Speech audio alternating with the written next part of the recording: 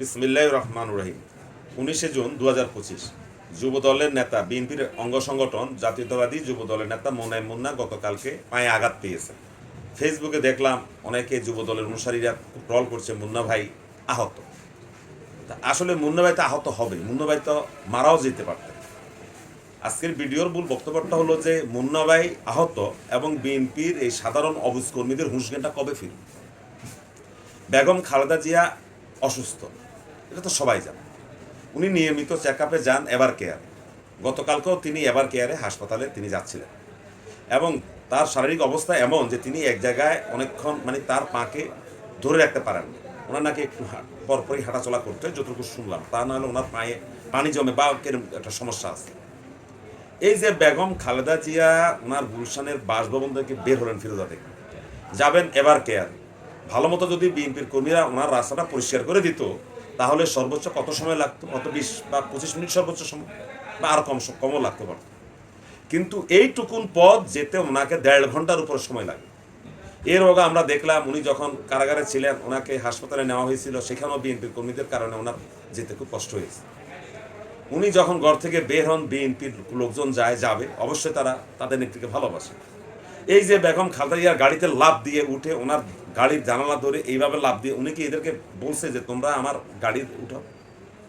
বেগম খালেদা জিয়ার নিরাপত্তার জন্য একটা আলাদা বাহিনী আছে, একটা ফোর্স আছে। তারা বেগম খালেদা জিয়াকে চারদিকে নিরাপত্তা বেষ্টনী দিয়ে তারা নিরাপত্তা দিয়ে থাকে। সেখানে মোনায়েম মুন্না বা অমুক বা আমাদের কেন দরকার লাফ দিয়ে ওনার গাড়ির ওই যে পাদানিতে দাঁড়িয়ে এইভাবে করা, দাঁড়ায় থাকা? এটা কি মুন্না কি প্রশিক্ষিত? যুব দলের সেক্রেটারি মুন্না সাহেব কি সামরিক বা নিরাপত্তা বিষয়ে কি ওনার কোনো ডিগ্রি আছে না উনি কোনো প্রশিক্ষিত? তাহলে এই যে উনি কালকে লাফ দিয়ে উঠলেন, উঠে উনি গাড়ির তলে পড়লেন, এরপরে ভাগ্য ভালো ওনার শরীরের উপরে যায় না, তাতে উনি কালকে মারাই যেতেন। পায়ে বোধ হাড় ভাঙছে, প্লাস্টার দেখলাম। এখন এরপরে বেগম খালেদা জিয়া নেত্রী উনি যাবেন এভার কেয়ারে। সামনের দিকে ছেলেরা জিয়া খালেদা জিয়া মিছিল করে ওনার গাড়িটাকে পথরুদ্ধ করার কি দরকার?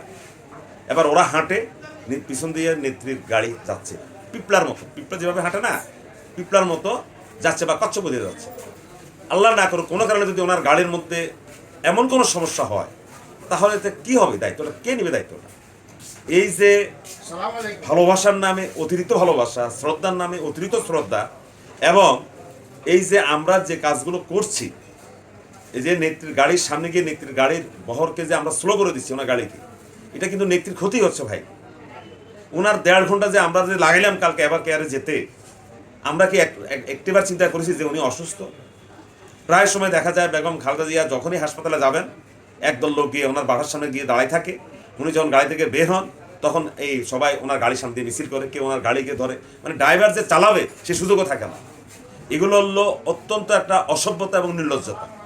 আপনার নেত্রীর গাড়ি যাবে, রাস্তার দুই পাশে থাকবেন, ওনার গাড়ি ফাঁ করে চলে যাবে, আমরা নিরাপত্তা দেব, আর পাশে থাকবে ওনার যে স্পেশাল নিরাপত্তা বাহিনী আছে।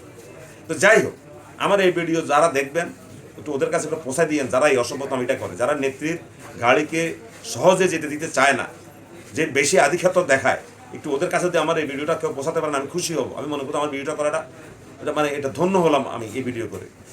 তো যে মুন্না সাহেবের জন্য শুভকামনা, আপনি দ্রুত সুস্থ হয়ে যান, আর কখনো এইভাবে নেত্রীর গাড়িতে লাফ দিয়ে উঠবেন না। মনে রাখবেন আপনি কোনো পুলিশের লোক না, আপনি কোনো অবসরপ্রাপ্ত আর্মির কর্মকর্তা না যে আপনার নিরাপত্তা প্রশিক্ষণ আছে। ধন্যবাদ সবাই।